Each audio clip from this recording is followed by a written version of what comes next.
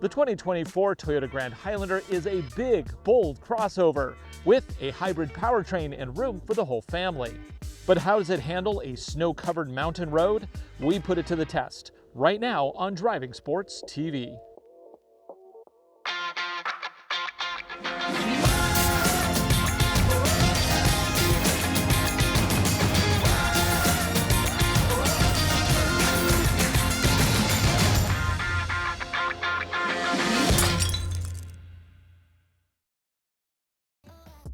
Welcome to the new Driving Sports HQ.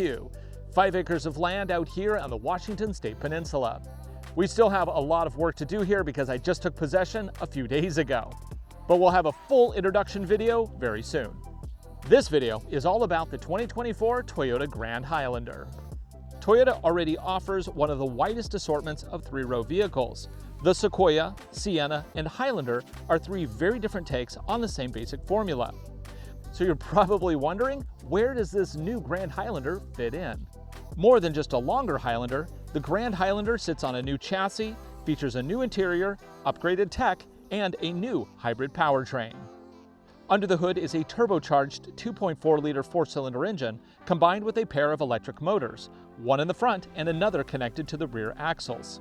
Together, this setup produces a peak 362 horsepower and 400 pound-feet of torque. Full-time all-wheel drive is standard on this configuration, with a bias that varies from 70/30 to 20/80 for improved handling and capability over the all-wheel drive hybrid system found in the Sienna and the standard Highlander setup. The standard transmission is a 6-speed automatic. EPA rates economy of this particular trim at 27 miles to the gallon combined. Towing capacity is 5,000 pounds. In the back, the Grand Highlander has up to 97.5 cubic feet of cargo space with all the seats folded flat. This not only makes it a great hauler, but you can sleep pretty comfortably in it as well. I'm 6'1" and I fit just fine. The third row seating also works for an adult, which is nice. Second row provides deluxe accommodations at this trim level as well. The model we're testing today is a top-level platinum trim with optional all-weather mats. Price as it sits here, $59,878 US, including destination. Our plan today is to start right here at our Driving Sports HQ out on the Washington State Peninsula, and we're going to take this Grand Highlander all the way to our mountain test course in central Washington.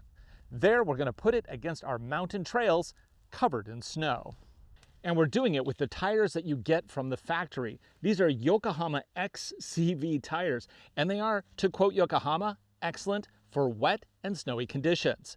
And that's exactly what we're going to face on our trip over to central Washington, where we're going to put this to the test on our mountain test course, which is covered in snow.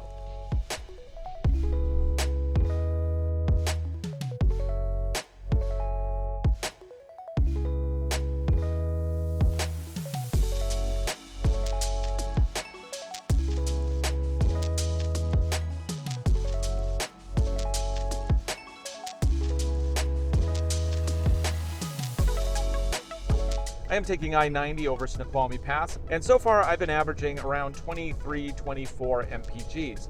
Most of the trek has been on highway freeway, and I've been averaging speeds between 55 and 75 depending on the area. There's also been a lot of hills along the way. I'm going to climb this pass, which is going to take us from about 1,000 feet where we're at now up to about 4,000 feet, and then we're going to end over at our mountain test course, which is at about 2,500 feet.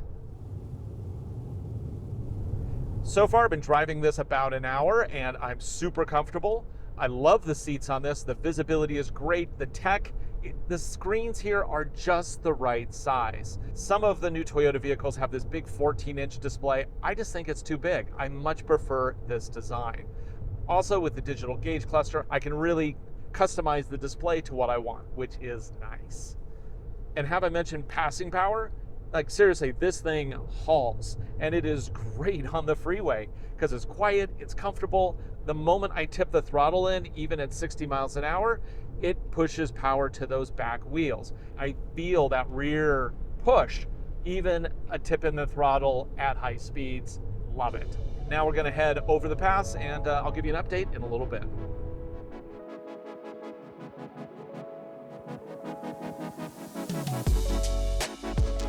these tires, they claim to be excellent both in rain and snow, but I do want to note these don't have a 3-peak designation. The 3-peak designation basically means that they've been tested to meet a certain requirement. Typically, it's about 10% better performance in snow.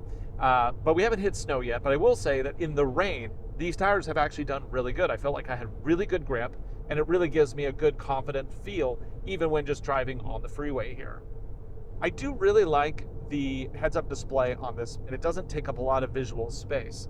Yet when I have an instruction coming up from Apple Maps or from the own built-in map system, they both will display up on the heads-up display to tell me my next instruction. It's a really nice setup, and I just like it because it's clean. There's no distraction with the way that this heads-up display is configured. And it gives me all the critical information that I need.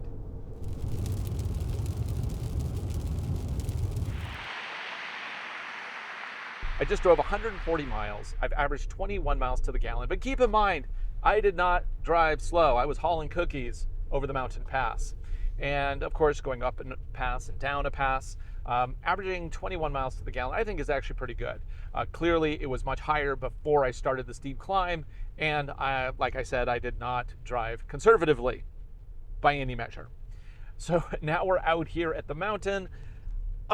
I'm feeling pretty comfortable. This seat is great. I mean, this vehicle is probably the ultimate road tripper.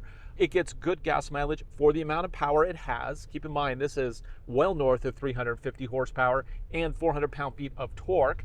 You got lots of room. What more do you want in a road trip vehicle? But now let's see how well this all-wheel drive system and these tires respond to snowy conditions. Will it do better with proper snow and ice tires? Of course it will. But if it does okay with these, then you know you got a vehicle that's going to work, right? What people like to see on video is white, fluffy snow. Usually that's only available when it's really cold because you get no melt in the snow and it stays in its fluffy state. But the really tricky stuff is when you're actually over the temperature of freezing. We're at 36 degrees right now Fahrenheit, and obviously everything is melting. So you end up with water on top of ice, on top of snow, or in various versions thereof. And that makes for some of the slipperiest conditions you can't imagine. Obviously in our mountain test course, we have a lot of really tricky off-road trails, but we're gonna stick to the main lines today. And the reason for it is this vehicle only has 8 inches of ground clearance. I don't think you can legitimately make it through all the trails when there isn't snow. What we're here to test is the snow capabilities in uneven and rutted surfaces. So we're gonna basically stick to the main lines, which are pretty consistent with what you'll find in the forest. In terms of safety, I did bring some recovery equipment with me. I have traction boards, I have a shovel, I have tow straps, although I have nothing to pull me out with, but I got them in case I need to flag somebody down, call a neighbor up, have them yank me out. You can do that. Hopefully it doesn't come to any of that. Okay, let's see what we got here. So we have probably about that much snow. And it is raining right now, so it's ice on top of the snow. Probably about 36 degrees out. So we don't have any refreeze, which is actually gonna make it a little easier. So I think this is gonna be fun. Let's get into some snow gear and get this started. Now that I got my gear on, let's do this. It is cold enough out, we'll just say that. I mean, it's 35 degrees according to this. For the first mode, what we're going to do here is just snow. That's going to cut throttle. It's also going to be more aggressive in shifting power. But most important, it's not going to just unleash all the power, because when you do that, your wheels start spinning and you ice up underneath. So it's going to try to prevent slipping. The surface underneath the snow and ice here is kind of dirt and mud. I'm not sure how it's going to act though. Like, how frozen was it when it snowed? Is it still frozen underneath? But it'll probably ice up even with the tires on it. So it's probably going to be adding its own little elements into this climb. So I'm just going to throttle in very gently. Ooh, I see the power is going equally front to back according to their little all-wheel drive graph here. Cool. Whoa, we're scraping on that 8 inches of ground clearance, a little bit on the snow in the ruts. Okay, so conservatively, we're getting up this no problem. But how is it if you want to be more aggressive?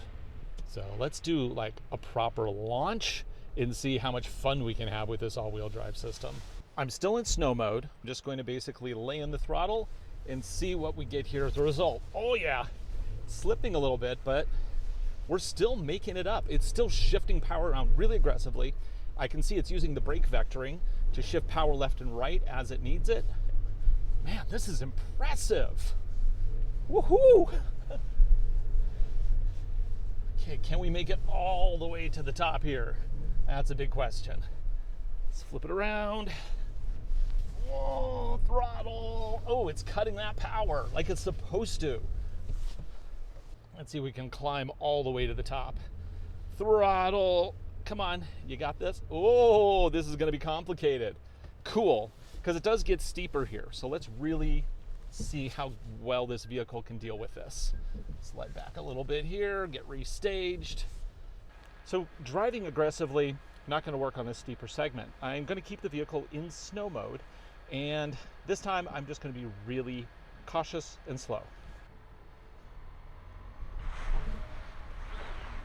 Or if we just slide sideways to our doom. Huh, seem to have landed on some ice. Let's back up, start moving. I mentioned momentum is your friend. Okay, so just gonna be slow and steady. See if this gets us up. Oh, we're sliding. Oh man. So I'm just gonna keep this throttle in, straighten the wheel out, see if it figures it out. No. On the outside though, you can probably see the wheels spinning and see exactly how it's trying to shift that power around. So before I retry this in snow mode, I want to be more aggressive here. Let's go to mud and sand. That's going to disable some traction control levels and really spin the wheels. And let's see if that gets us through it. So I am going to back up a little bit. There's a drop right there, so let's not fall off the drop. That would be great. And forward. Okay, we got wheel spin right out of the gate. Whoa. Yeah, we're just gonna crab up. Sure, why not? Whoa, that ice is tricky. Yikes. Okay, the dynamics of this road are throwing me off the cliff. What do we got here? I think we're okay to swing this around a little bit. Got a little room there on the left. As long as we don't slide too much. Use momentum. Okay, so that was kind of unexpected. I think we can do this. Going to drive. Oop. Spin those tires. Now, if this were equipped with all-terrain winter rated tires, yeah, it would probably do better. Okay, we're starting to slide to the left. Oh, my brakes are on totally, and I'm still sliding. It's this stuff that you come here to see though, right? Just keep telling myself that. So I'm going back into snow mode. I'm disabling the bro mud and sand mode. And let's just try to keep a little momentum through here, through this tricky spot. Keeping, okay, just slow and steady, slow and steady. We're riding the ragged edge. This is gonna get steeper here. It gets really steep right at the end. I think this is about 18 degrees, which is really steep. Oh. As soon as I start spinning, I'm lifting throttle, but I'm keeping enough throttle on to keep momentum, and we made it to Grandma's house. Woo! Obviously going with all-season tires, even though they do say they're good in the snow, they're not great. But they are better than I thought they would be. I honestly didn't think we'd get up this at all. And especially when I got out, I did notice that we're not actually getting down to the mud very much. It's mostly just compacting the snow into ice. This was a really tricky climb. And as you saw in that lower section, spin those tires, you're gonna lose your grip. Slow and steady won the day. And here we are in the Grand Highlander. Oh yeah, let's check out that view. Oh, so pretty. Okay, now it's time to go down. And we're gonna use the hill descent control. The tricky part about going down is that the snow's already compressed into ice. And I'm gonna actually stay on the tracks because I think that'll be a little trickier. And I'm gonna use the hill descent control that this comes with. Down a steep snow-covered hill is a perfect example for hill descent control. I still have snow mode on, not like I need that. I'm going to turn hill descent control on, and that's going to use all four wheels to brake as aggressively as possible to keep the vehicle tracking in my intended direction. Unlike crawl control, this doesn't use throttle at all, it only uses brakes. So I'm going to lift, it rolls a couple feet, and now we're at 3 miles an hour. And it's going to, 2, 3, I can feel it really zigging around there. It's really kind of shuffling around trying to keep that traction. And I can see on my way back down that one reason I was able to regain traction is because I actually hit a little dirt there, and that was the easy section once I got through the ice. Okay, and traction control is doing a phenomenal job of keeping this tracking straight. I always prefer to be able to do a 1 or 2. No, the best we can do here is a 3. And it does set the speed based on my approach, and I did approach it at the slowest speed possible. Okay. Okay, so looking at what we have here, I can see this was very icy. That's why I was slipping a lot, but I actually was able to continue on in the same icy conditions. It was only midway up here that it was able to get some dirt underneath, which improved traction. But then I went back to ice right before the steep climb at the end. So that's pretty good. Let's continue on a different road that has no tracks on it. And we're just going to keep the slow and steady pace. See if we can get up this climb. Oh yeah, just keep it slow and steady. This is a very narrow shelf road. And then we have a pretty steep climb at the end. So I'm going to add a little momentum, see if we can get up. Come on, come on, come on, come on, come on, come on. Yes! Did it!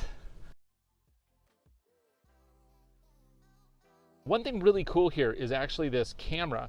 Because it paints underneath the vehicle, it's really a good multi-angle view. Without being a trail camera per se, it kind of provides most of the functionality. At least if you go with one of the upper trims that has the full surround view system. What do you think of the new Grand Highlander? Post a comment below. Love to chat about it. And as far as these tires go, obviously proper snow winter tires would be a better choice. However, for OEM tires, these weren't bad. They say they're excellent in snow and in the wet. And yeah, driving here, it was super wet. They tracked just great. This is a complicated climb when it's covered in snow, and they did fine. Are they excellent? No, but for an OEM tire from the factory, I think they're pretty good. What would this thing be like if you actually put proper snow and ice tires on it? We're gonna call Toyota and see if they can send us this again, but with proper tires for these conditions a little bit later. Will they say yes? I have absolutely no idea. For Driving Sports TV, I'm Ryan Douthit. Thanks for watching. Be sure to like, subscribe, share videos. Make them for you. Hope you enjoy them. We'll see you again right here real soon.